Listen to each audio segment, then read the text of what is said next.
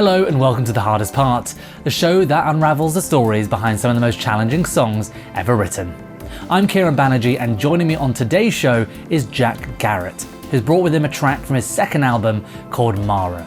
Now make sure to stay tuned, because at the end of the show you'll hear that track in full, but until then, here's my chat with Jack.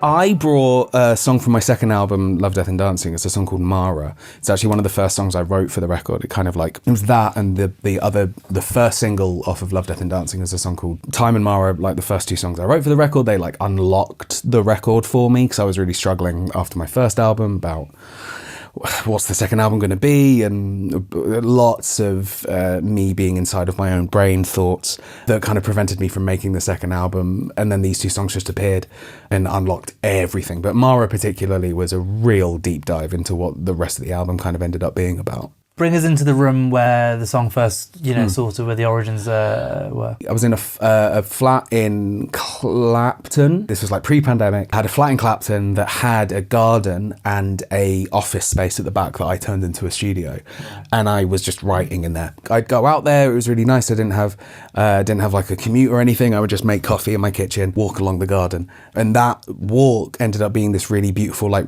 ritualistic experience, though I didn't really know it at the time, I don't think. I was in like a deep state of mental unwellness. I was still dealing and unpacking a lot of like trauma that had come to me from my first album and from like the amount of success I kind of gained quite quickly because of that record. Yeah. And I was really, though I didn't necessarily know it at the time, entering a period of my life where I was trying to connect and reground with myself. I didn't have that language. I wasn't going to therapy, I don't think, at that point. I certainly wasn't medicated at that point, but ended up really finding solace in this walk from my kitchen to my studio. The first line of the song, though the rest of the song kind of I had to chisel a bit, the first line of the song came as finished. I came to be here in the garden. I came to walk alone to hear the quiet conversation between my footsteps and the stone. Right. That was it. And because it was the description of the walk from the kitchen to the studio. Yeah, the rest of the song was harder to write than that. But like, it is often what happens actually with songs of mine, especially the songs of mine that I think people connect with the most.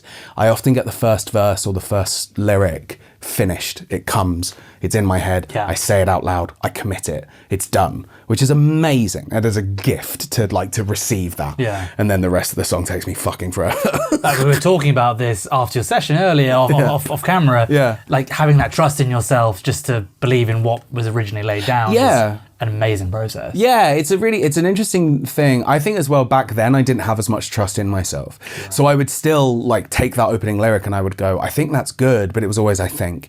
I don't know. It was always like, could it be better? It's always questions. There wasn't a lot of action.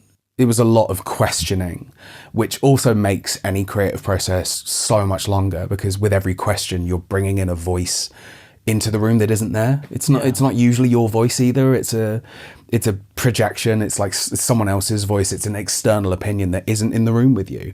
And I think during the process of writing that record, of writing Love, Death and Dancing, I had a big fight with myself about not bringing those external voices into the room, which I think I was just naturally, instinctively doing because the trust wasn't there. I didn't trust myself enough to not try and bring in like the audience who aren't there yet, if that makes any sense. No, it does make sense. And I may be reaching here, but you said that you wrote the song at a time where you were going through a tough time. How did this song help you, or did it help you understand some of the things you were going through, or maybe process some of those things? Drastically. I think it was one of the songs that really kind of then encouraged me to go back to therapy. The way that I remember writing it was, as it is with kind of most songs, I'll have a chord sequence going around and I will have my voice note recording and I will just hum or mumble words. I try not to say any words that are obvious unless they really just like come to me.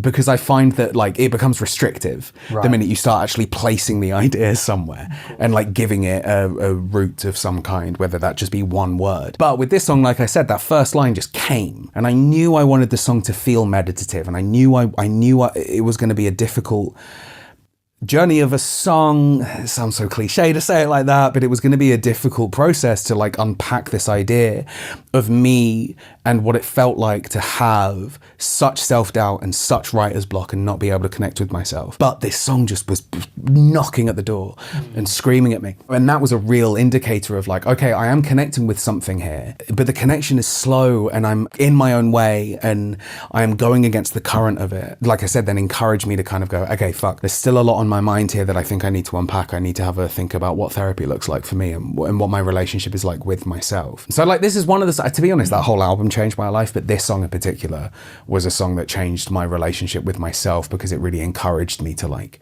take myself more seriously, take my emotional well-being more seriously, I'd say. Okay, well, I guess discussing sort of what that is to you is one thing, but the inspiration for the song, who's Mara? I was writing this song mumbling through lyrics, and I knew I had this chord sequence with the verses, and I knew I wanted the chorus to lift somewhere, I wanted the chorus to go somewhere, and as I was mumbling through and playing the guitar, and I hit what ended up being the chorus, I said Mara, or something to that effect. And as I was listening back to the voice note, I think I ended up writing down like Mara ? And because when I do the voice notes, I then go back and in all of my mumblings and my fake words, I just write what I'm hearing. And one of these words was Mara, and I had this thing in my head. It's so interesting to me the way that our brains just like pick up on information and store it until it's needed. Because this was just passive thought that was just sitting in my brain, unused, like a malignant thought doing nothing, just sitting there. And I went, Mara, I'm pretty sure I can see you, Mara, is a thing, and I don't know where it's from. I do not know what it is, but I'm pretty sure that the line "I can see you, Mara" is something. And I Googled it, and it came up with this story in Buddhism. And it's a story, I'm gonna botch it because I haven't said this in a while and I can't fully remember it. But it's a story in Buddhism about Buddha, who is, I think, meditating underneath a tree in his garden, and he gets visited by a spirit who is there to distract him from his meditation. And the spirit is called Mara. And the spirit comes in like invisible and just comes to kind of disrupt his peacefulness. And he, noticing a change in his environment and feeling the presence of this thing, exclaims to what is an empty garden, "I see you, Mara." Mara, being so taken aback by being witnessed, appears to Buddha, and Buddha invites Mara to sit and have tea with him under the tree, and he brings that, disruptive, internal, invasive presence to sit with him and just asks it questions like, what do you need? Why are you here? All of those things. That's what the song ended up becoming about, is these intrusive thoughts in my head visiting me. My job is not to swat them away. My job is to sit there and go, I see you. You're not hiding. What do you need? Come, sit. What can I give you? Which was just a fucking stroke of luck. The thought was in my head and it meant something. Yeah, no, you meant it. Yeah, I knew what I was doing. Yeah. I'm good at this job. I'm quite the Buddhist. Yeah, I don't have imposter syndrome all the time. I don't know what you're talking about. And, we spoke about what the song means to you and the effect it had on you as well. But, when you're writing, are you ever thinking about the listener, your fans? What did you want it to convey to them? Yeah, it's interesting because that is a big struggle. It's like a constant push and pull. Is you're thinking about an audience that technically aren't there. Yeah. Right? They're not there yet. And they shouldn't be. They shouldn't have access to it because it's not for them yet. Like, I produce for other people and I write with other people a lot. And that is my one thing I always say is the minute I'm writing with someone and they bring in voices that aren't in the room, because of the experience I've been through where all I did was bring voices into the room that weren't there. I say through that experience, like, don't bring them here. They're not here. Yeah. The door's closed. It's just me and you. That's all we have to do is just write this for us. That's all we have to do. I think about the audience and I think about their ears when I'm taking the song and I'm producing it and I'm turning it into a listening experience. But even then, I only try and think about it if I know it's going to aid my enjoyment of the song. Because I have this line I say sometimes where I'm like, my taste is basic enough that someone else is going to like what I like. Right, somewhere. I just have to trust that. So as long as I like it, there's going to be 100, maybe 1,000, could be more than that, people out there. That should be the review for an album. Exactly, literally. If I like it, and then someone else has to, because my taste is basic enough that someone else is going to love it. And that comes from experience. I think that comes from knowing that I've released things in the past and people are like, I like this. Yeah. And you go, oh, okay, phew. Thank God. Good, because I honestly wasn't thinking about you. Yeah. And now, annoyingly, all I can think about is you. I only really think about it when it comes to to producing, because it also then it turns into like, how am I going to do this live? And then that does also kind of bring into the room the voices that aren't in there. And it's good to bring them in sometimes, but I also have to be able to go, all right, cool, you're done. I don't need your advice anymore. Get the fuck out. Yeah. It's all metaphorical, of course. I'm not literally inviting fans into the studio, but like I bring these imaginary voices in, and then when I'm done with them, I have to then kick them out. Otherwise, they will stick around and overstay their welcome.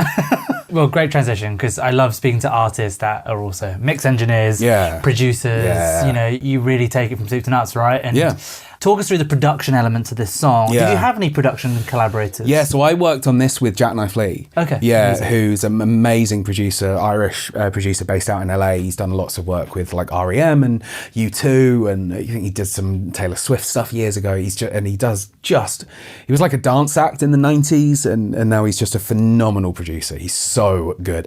I learned so much from him. The reason why I brought this song into this session actually is because it's a real wonderful example of how even a song that you know has come to you. I always say there's that idea where it's like the ideas are floating around you all the time, and you have to, like, an idea that comes to me that I'm not ready for will go to someone else. Yeah. But with that thought, I think you have to be attractive for it to want to come to you, and it has to be attractive for you to want it. It's like a two-way thing. And this was a song that was very much like it came, and I was ready for it, and I wanted it, so I brought it in a bit more, and it was still a fucking struggle to finish. There was chiseling that happened with this song, and then especially with the production, because we had this like meditative, like the song pedals on that C sharp and just goes through and through, and it's doing all of that, and like bringing in slightly more dissonant chords and resolving them. It's like we're hanging. So much of what the song was musically was like hanging the listener in a moment of meditation. But I was also like, yeah, but there's something, there's energy, there's pulsing something underneath it. And in the demo that I made, because it was so not like me, I was going through what would Bruce Springsteen do? And that was the same with Time, and it was the same with Mara. And I just put this like Bo Diddley thing underneath it. This like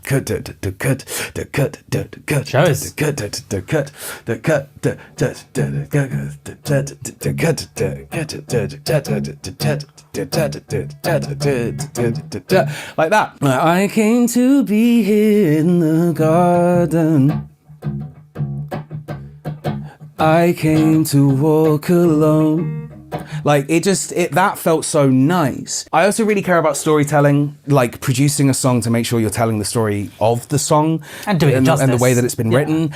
And the point of the song is it's not a meditation, it is tension. There is tension throughout the whole song. There's nothing more tense than a drone and chords underneath it that are dissonant, and a beat that feels like it doesn't belong, but it does.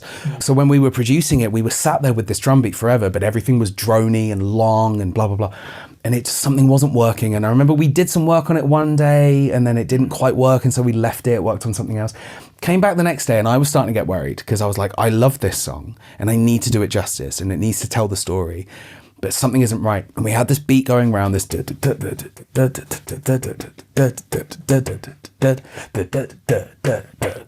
the two phrases. I sat with this Moog, this like gorgeous mini Moog from like 73, like an original, dusty and beautiful and out of tune. It was absolutely incredible. And I just sat there with it, and I'm just holding this C sharp, and I'm trying to follow the kick pattern and kind of realize the Bo Diddley thing is coming through. And then I turned to Jackknife and I went, we're thinking about this wrong. It's a Motown song. It's not Bruce Springsteen, it's Motown. And suddenly that unlocks the whole thing, because you get to like through Motown tell stories so beautifully, and with so much soul and with so much encouragement of both, like hooks are important, but so's musicality. And so much of the story is within the vocal performance. Yeah, exactly. But also like the way in which these musicians would gather in a room and play off of each other, and time is money and tape is money, and you got to do a take of the song 3 times and choose one of the takes, and that's the single, that's it. And so suddenly not only does the It's Motown become like a musical instruction, but it also becomes like an energy instruction. It's like we just got to make decisions and run with it. And so suddenly I'm at the Moog Moog and I'm thinking, what would Stevie do? And you go dun dun dun dun dun dun dun dun dun dun dun. That changed everything. Just that small riff. And that's why in the drums, in the song, there's a moment where the drums break, and when they come back in, I do a dum ba da ba, because I'm like, you're nodding your hat to this thing of like, there's tension in dance. Motown is dance music. Like, it all adds to the story of me finding myself and loving that genre of music. And just immediately it unlocked so much of what the song should feel like. And that then unlocks what the song should sound like. And Jack Knowsley is obsessed with, or was teaching me a lot about something called lateral moments. My music is very like longitude. It's very, not flat, it's wide, expansive. And he's like, lateral moments. You need something like peaks of information. You've got to tell the listener what they're listening to. And Motown does that so brilliantly, where you just like in those moments where the drums go dum ba da bum bum, or the bass comes in and James Jamerson does like a little lick, and when he does the lick they bring the mix up a touch, because you've got to listen to it. You've got to tell the audience what to listen to. And with a song like Mara, when you're droning on C sharp for fucking 5 minutes, you've got to tell the audience what to listen to. Yeah, the show is all about sort of the harder songs artists have written, and often how they came over some of the blocks that came their way. For our audience, is there any lessons you learn as a songwriter or as a producer of that matter from creating this song, putting out that song, that sort of might help them in times where they're struggling to finish something, or they're having a hard time? I think procrastination is your friend. I think breaks are important. I think procrastination is so important. Do nothing. Let your brain do work while you're not doing it. Yeah. I'm too therapized, I think, for my own good sometimes. There's no subconscious, there is only the unconscious. And you've got to let it work for you. You've got to let it just exist and do its thing while you're not consciously thinking about it. And so like, it's things like I write the song and I have an idea and I put a demo down and I just put a lyric down. A lot of the times I will write lyrics, especially now, and I kind of started learning this at that time, and I'll go, that's good enough. And good enough is fine until it's not. And you have to be aware of when you've said it's good enough, and then come back to what was good enough and decide in that moment, is it good forever? Yeah. Or was it good for now and does it need changing? But good enough is fine. Procrastinate. Just commit it. Get it down. Get it out. You got to make space. Like, your brain only has so much space for so many ideas. Yeah. And so you got to get them out. Get them out. Make space. Get new ones in. There's that whole thing, isn't it? Like, the brain is there to have ideas, not to store them. Yeah. That's brilliant. I fucking love that. That's why like voice noting is important. Write things down. Yeah. Get things out. I think something that plagues a lot of writers, and myself especially, is no song will ever be as good as the one in my head. You have to get it out. You have to get it out. The first chord, when I sit down and I write a song and I put the first chord down, the thought I always have is like, right now I'm writing the best song I've ever written. The minute I put the next chord in, I am funneling the idea. Yeah. And cornering it. Okay. And it's losing the opportunity. Yeah, that's always going to happen. Yeah. You just got to fucking do it. Get the next chord out. Just get it out. Doesn't have to be the one that you're going to stick with forever. Like, come back to the idea. Take breaks. Come away. Let your ears rest. All of that stuff is so important. This whole album, Love, Death and Dancing, when I was writing that, it's such a lesson for me in terms of take breaks, procrastinate, be kind to yourself. Let your brain do the work it is supposed to do. Delegate. Go for a walk. Chill. Relax. It's okay. Come back. And then when you're ready, do the work. Trust. You just did a killer session for us in the studio. Thanks, man. It was fun. Our audience is going to hear in just a moment's time. Yeah. I finish all our interviews with the same question. It came from a place where a band I really liked had just put out a new album. I listened to it and I was like, fuck, I don't think I like this at all. They've really missed on this one.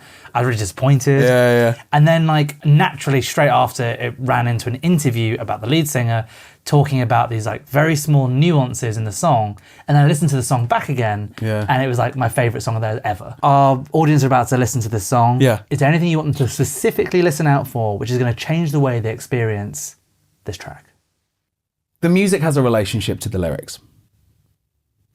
Jack Garratt. Like, that's it. It has to. I think, like, first of all, intrusive thoughts. Listeners, get over yourselves. Okay. Just get over yourselves. Like, you're being given something. If it doesn't bring you joy, okay, it's not for you. That's it.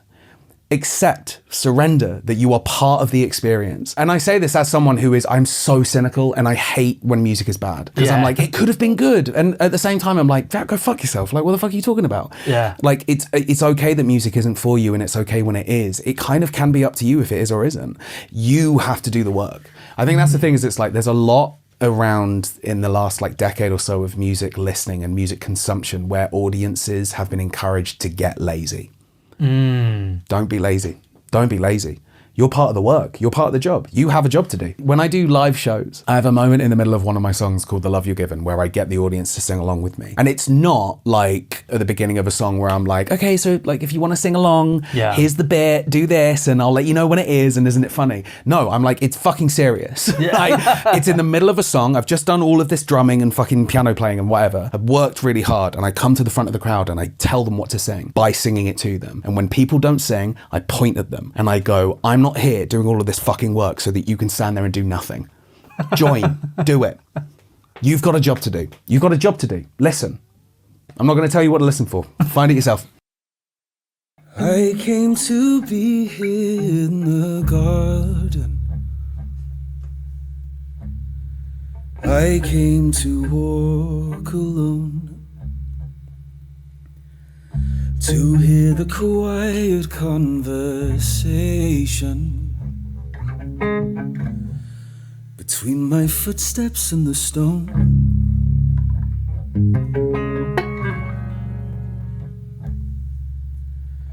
I came to find some self-acceptance.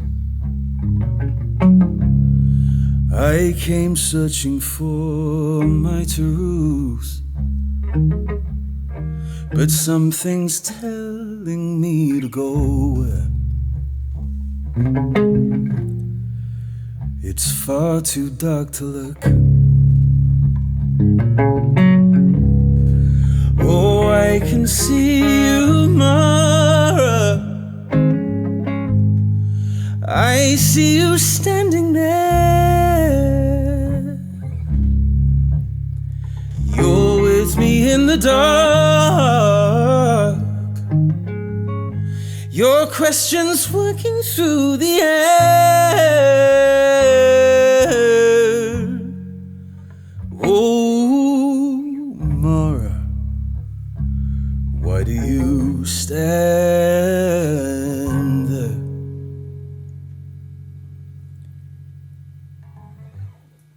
You have come here in the silence,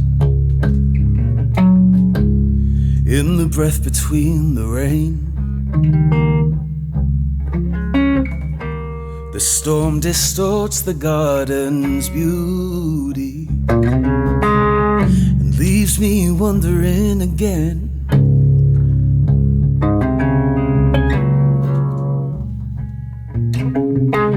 Distracting you is not the answer. If the question you relay is not how to design something, but why build it anyway? Oh, I can see you, Mara. I see you standing there. You're with me in the dark. Your questions working through the air. Oh, Mara, why do you stand there?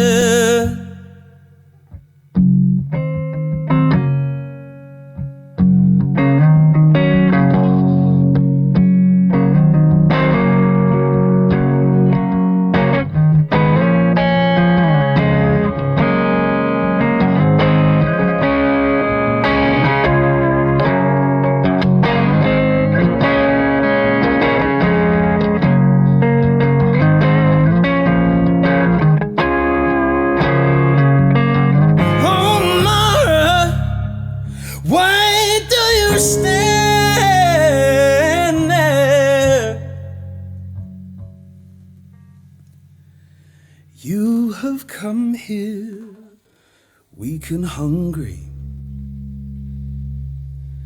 to feast upon the scraps. Do you sit patient in the bushes waiting to attack.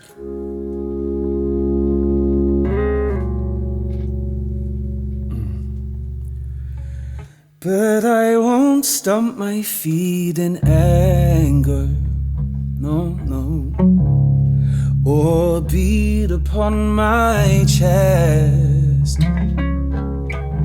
Instead, I ask that you allow me to talk with you instead. Oh, I can see you more. I see you standing there. You're with me in the dark. Your questions burning through the air.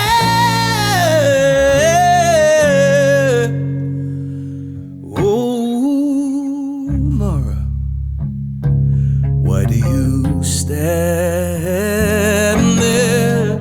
Oh, Mara, why do you stand there? Oh, Mara, why do you stand there?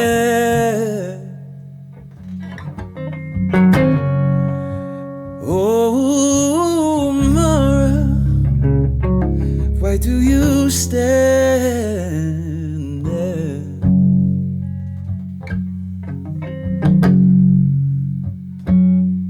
Ooh, ooh, ooh.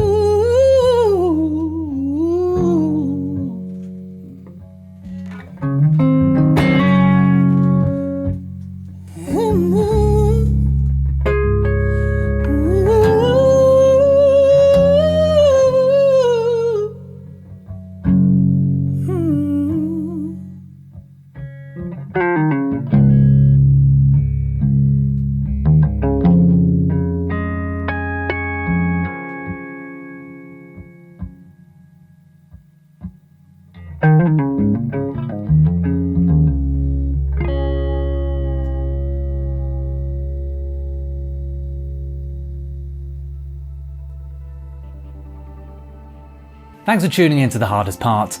Make sure to leave us a review and subscribe wherever you get your podcasts. We're on all major platforms, including YouTube. Until next time, I'm Kieron Banerji. Thanks for tuning in.